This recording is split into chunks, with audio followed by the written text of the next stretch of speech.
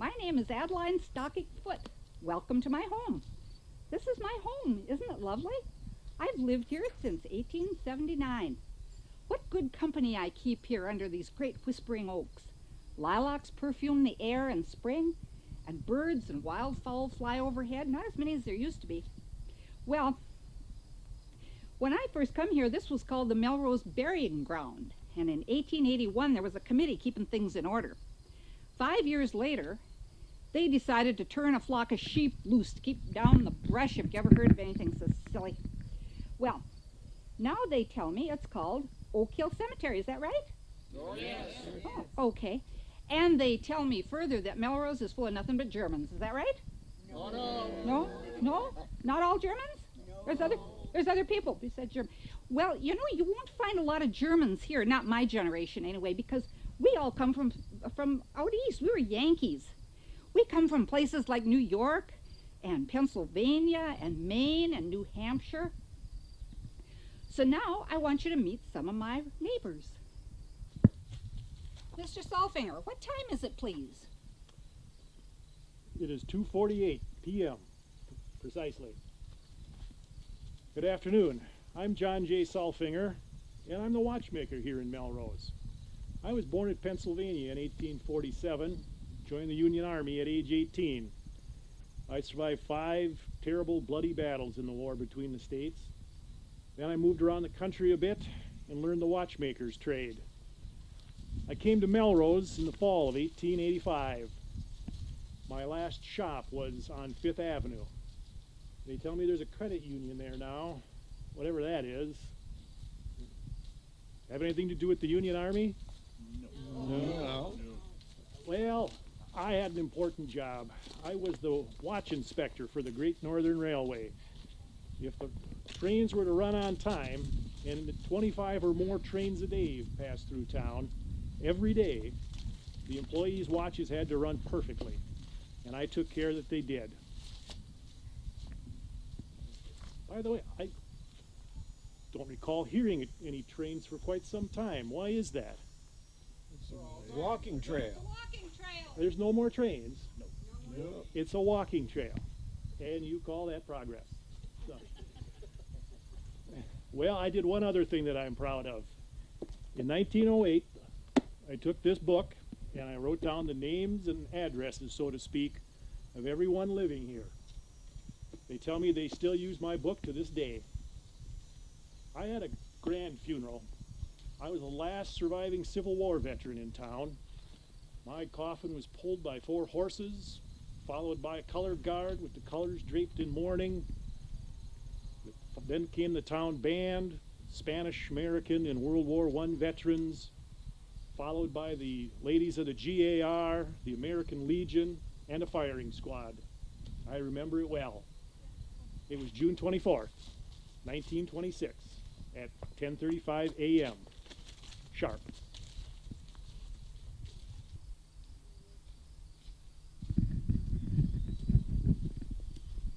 And now we're going to meet one of our Union soldiers. Sir? Hello? Oh, dear. At ease. I was a member of the Union Army in this war between the states, and the comrades lay all around me. They are William McCadden, Frank M. Morehouse, Sear Simonson Ulmer, John Salfinger, Henry Dodd, Adelbert Whitney, William Whitney, Henry Van Rensselaer, Charles Lamb, Charles P. Cole, Elam Morehouse, Solomon Foote, Noah Freeman, John W. Clark, Frank Morehouse, John Parks. Together we survived the major battles of the conflict. Comrades, I salute you.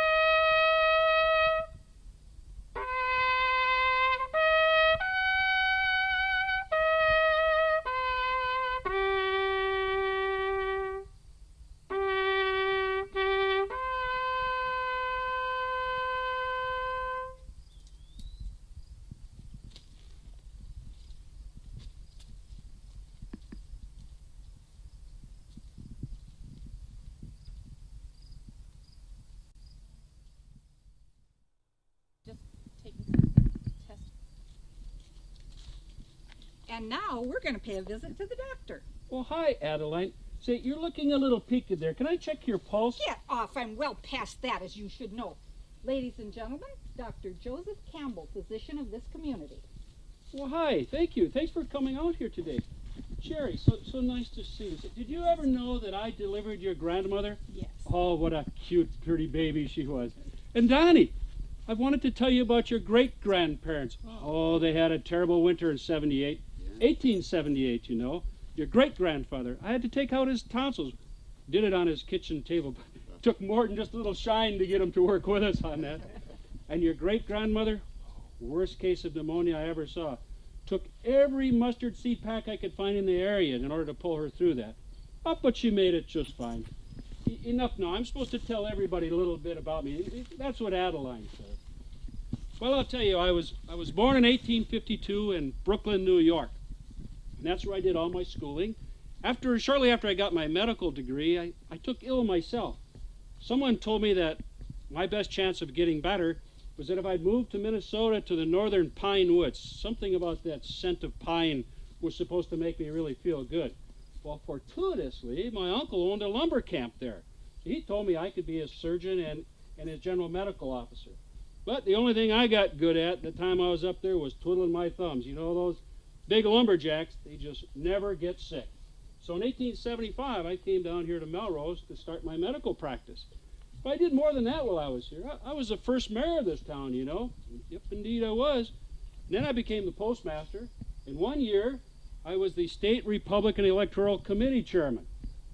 And then in 1890, my good friend A.H. Dorsey and I thought, this town really needs to have a newspaper. So we started one. The Melrose Sun is what we called it. Offices were back over here in the livery stable right behind my house. Shortly after that, they named it and changed the name to the Beacon. And C.W. Carlson will tell you a little bit about that in a little bit. But in 1914, the Beacon published an article about me. They said by that time they figured I had already delivered 3,000 babies. And somebody else working on their staff, who, mind you, had way too much time on their hands, calculated that with all the miles that I had driven, I could have driven around the earth 16 times. 16 times, mind you. Can you believe that? No. Well, then the other thing that they quoted me on is saying that I thought Melrose was going to become one of the biggest communities in the whole Northwest. But I'm not sure. Did that ever happen? Did that happen? No. No. Well, you know, all my diagnoses were never correct, and my predictions weren't always correct either. The only thing that did hold real true is that even doctors don't live forever. So in 1930, I started on my final journey, came right up here to Oak Hill. I was 77 at the time. Well, that's about it now. I've got to be going along now. I'm just going to mosey along, if you will. Well, wasn't that a fascinating talk with the doctor? Now we're going to visit Mr. C.W. Carlson. Mr. Carl Carlson, you should know, was a member of the Melrose School Board for 30 years, and he was a deacon at St. Paul's Lutheran Church for 48 years.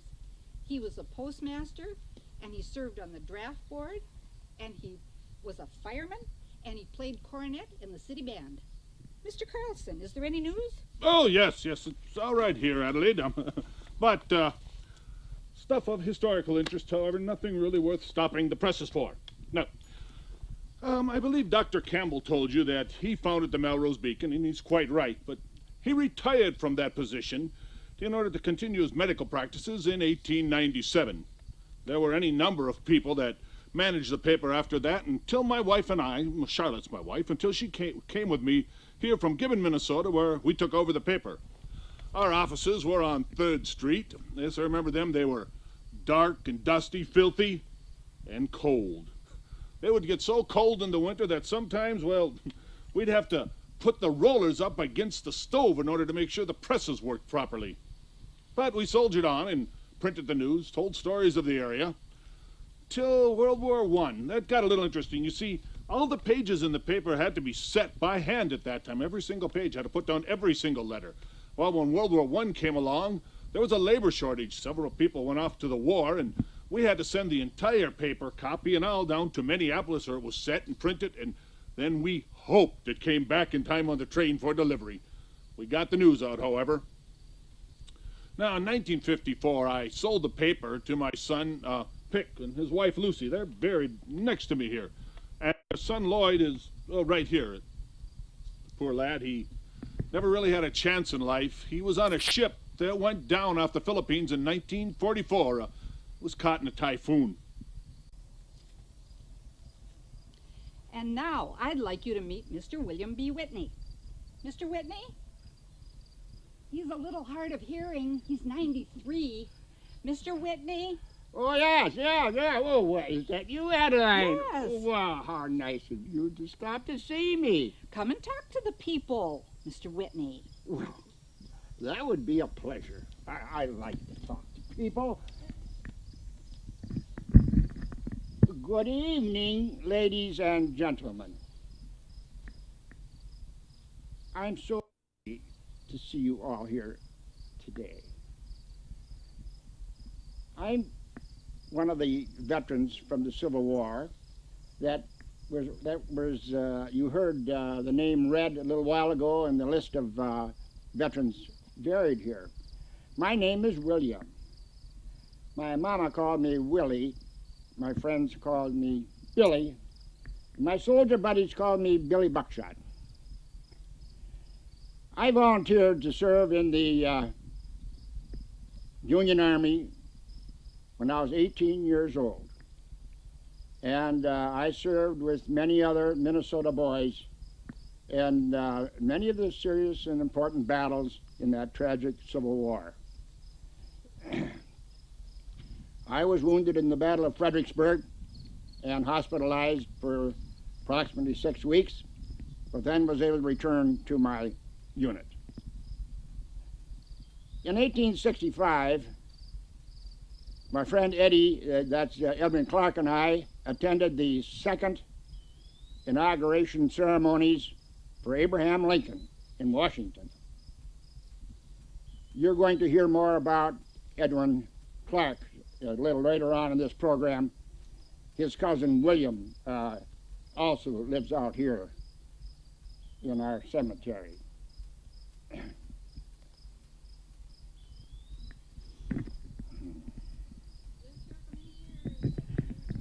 I have lived in Melrose for many years. I was a businessman here, and I retired out to Birch Lake. And on my 80th birthday, the GAR, the Grand Army of the Republic, honored me as the Grand Old Man of Melrose, they called me. And they gave to me a huge American flag. And they had 3 picnic lunches for me with various groups of people in this community.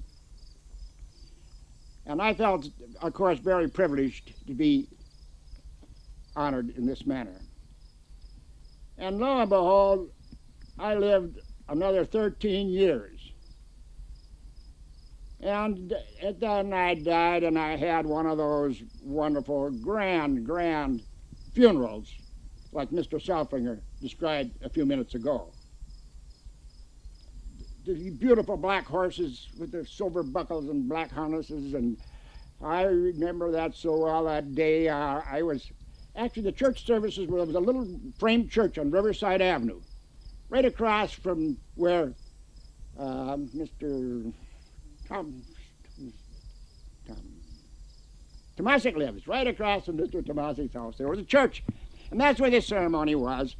And after the church services were over, they carried out the casket and loaded it onto a horse-drawn cart, and they draped over this casket that flag that was presented to me on my 80th birthday. And then we proceeded in a parade-like fashion with the color guard and that terrific city band that Melrose had for so many years. We paraded down Riverside Avenue, took the S-curve, and then right down through the main street of Melrose. This band playing all the way down those patriotic songs and funeral dirges. And we paraded out to this beautiful, lovely cemetery. And folks, I've resided here ever since. But I had a very joyful moment when I reached this cemetery, because I joined many of my friends, many of the ex-soldiers from the Civil War. So that, folks, is my story. Thank you, Adeline, and thank you, folks, for listening. Good night.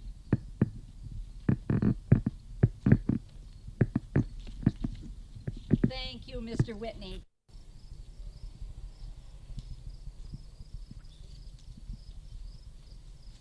Now we're going to visit with the Clarks. Now, I'm afraid Mr. Clark is not that very important personage, Mr. Edwin Clark, who's known as the father of Melrose. He lives in a different home in Lakewood Cemetery in Minneapolis. This is his cousin William and his wife Abby. Yes, well, I suppose I was always destined to live in Edwin's shadow and ride his coattails, but it was an exciting ride, yes, sir. Edwin and I were born in New Hampshire. In 1857, he went off to Minnesota, and by 1859, he was living in what was called St. Anthony Falls. It's Minneapolis now, and putting out 2 newspapers. He sent for me, and I came to help him with the papers. In 1863, Cousin Edwin was out of the publishing business. I went back to New Hampshire, and Edwin went off to Washington, D.C. to be a clerk in the U.S. House of Representatives. In 1865, just 2 days before he was shot, President Abraham Lincoln appointed Edwin to be Indian agent at Leech Lake, Minnesota. 2 years later, he asked Abby and I to join him there. William married me when he was 30 years old, and I was a widow of 1 year. I had a small daughter, Alice Maria, who had always been sickly, and she died 1 month after we were married. We had a son, or another daughter, Arvilla.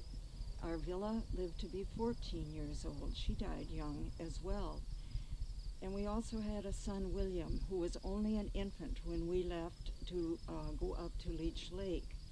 We got there in time to help with the birth of Edwin and Nellie's daughter, Maybelle. Maybelle lived to be 89 years old. After we came back to Melrose, we had another son, Levin. Levin has ancestors living today, but we lost our daughters, Alice Maria and Arvilla. Such a sad thing. Well, no sooner did we get to Leech Lake than the Republicans were out of office and the Democrats were in. And that was the end of Edwin's Indian agent. So the 2 of us took off for Melrose. We bought land, built a dam and a mill, 2 general stores, and half a block of buildings. We laid out the streets, and I give Edwin all the credit for this, brought the railroad to town. But it all came crashing down in the end. Hard times, bad railroad bonds, unpaid bills, bankruptcy, lawsuits. In the end, we parted company, Edwin and I. He went back to Minneapolis, and I stayed right here and worked as a stonemason, which trade I had learned in New Hampshire. I built the foundation for St. Patrick's Catholic Church. Is that still around? No. Well, Abby came here to Oak Hill in 1893. Abby, tell the people what the paper said about you. They said I was an estimable woman and well-liked. And so you were. So you were. I joined her here a year later. And now we're going to meet the Lindberghs. I am August Lindbergh, pioneer settler of this village. Louise and I came from Sweden in 1859. Back in Sweden, I was a bank officer and personal secretary to King Charles and a member of Parliament. Why would I leave such a life, you might ask? Well, my enemies didn't like the fact that I came from very humble beginnings, and also that I worked for issues such as allowing the peasants to vote and abolishing the whipping posts. So they accused me of mismanaging the bank's funds, and they dismissed me. And I thought, well, if that is what my country thinks of me, then it's time to quit my country. Parliament gave me a gold medal, which stood me in good stead in America. I traded it for a plow. I was 20 years old and August was 50 when we left with our infant son, Charles Augustus. We settled in the woods west of town. Of course, there was no town then, only a few neighbors, and we lived off game and wild fowl. So many birds, they darkened the skies. I exchanged my gold watch for a cow and milked her wearing my silk gowns and fancy hats, the only clothes I had. Our log cabin sufficed us for a couple of years, and then August was determined to build us a proper frame house. One day he hauled his logs to the sawmill in Sauk Center. He was back in good time, riding in his own cart, but driven by a stranger, wrapped in a quilt I had never seen, and soaked in his own blood. He had fallen into the saw, cutting into 4 ribs and nearly severing his left arm. The doctor couldn't come from St. Cloud for 3 days, and by that time it was too late for him to do anything but amputate August's arm. He lay in bed for nearly a year while I managed the farm with the help of the neighbors and little Charlie. And then his strength returned. He made over his tools so he could work one-handed, and soon he was working again. He built that house. He became the recorder, the postmaster, the town clerk, the banker, and the justice of the peace. In 1862, the Sioux Indians went on the warpath. So we, along with our neighbors, drove to the fort in St. Cloud. We never saw an Indian, and they didn't come to Melrose either. Louise was delivered of a baby while we were in St. Cloud. It wasn't the only incidents that we had with the Indians, though. Louise, tell them what you did the day they came. Oh, well, they came into the yard, 2 braves and a woman, while I was home alone. One of the braves took August's special axe, and I ran down to the road after them and demanded it back. I didn't really think they would kill me, but I hated to think what August would say if he returned to find his favorite axe gone. So the woman grabbed the axe, handed it to me, and they were gone. August and I had 6 children while we lived here. Victor, Lillian, and Louise died as little children. We buried them on the farm, and later we moved to Little Falls where Charlie had a law practice. He became a Minnesota senator, too. August died in 1895, and I buried him in Little Falls. When I died in 1921, I was buried here, and then my family came to join me.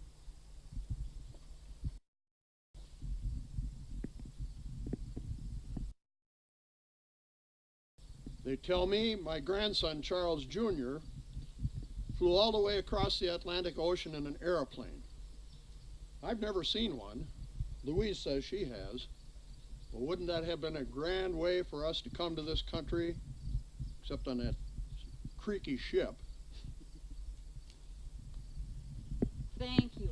You know, Louise, I've got my own tale of savages, not nearly so pleasant as yours. We're going to my house.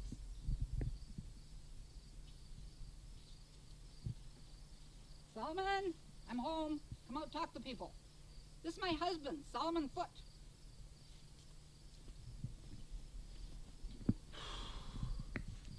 I suppose she wants me to tell you about the Indian Uprising of 1862.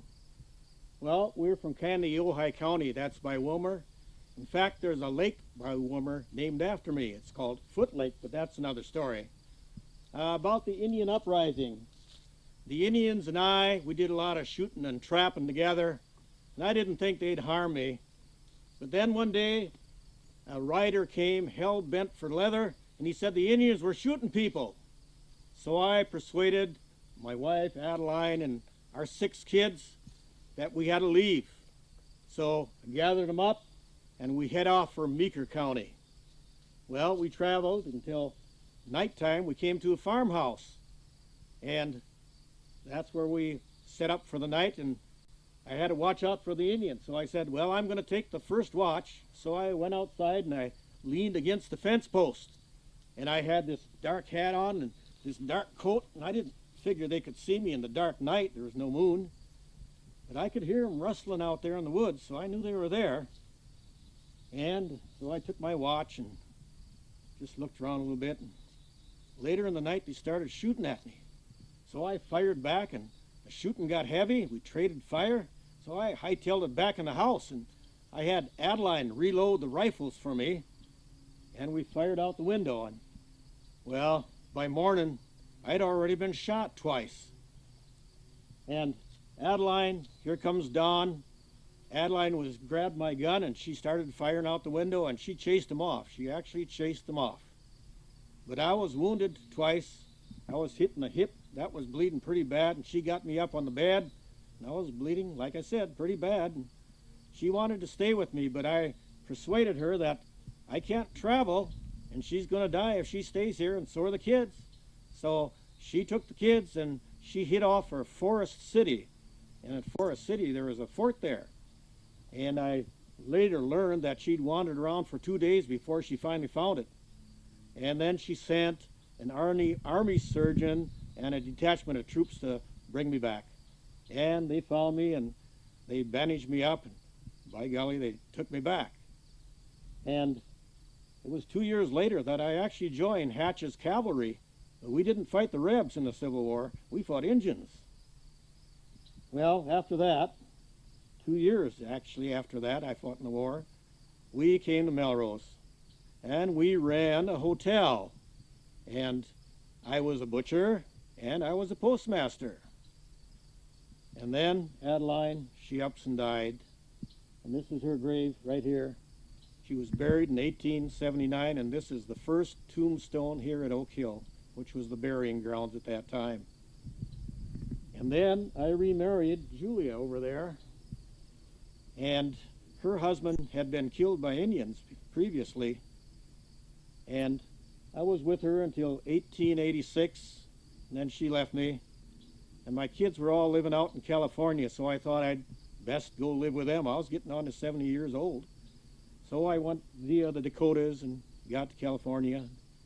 1903, they brought me back in a coffin. And you heard about all the funerals that they had here, the grand funerals. I also had a grand funeral because I had a very important part in the Masons, which was a lodge here in Melrose. I had the distinction of being what they call the, let me get this right, I was the first worshipful master. That was my title. And having that title, I got a very grand, important funeral. Well, that's my story.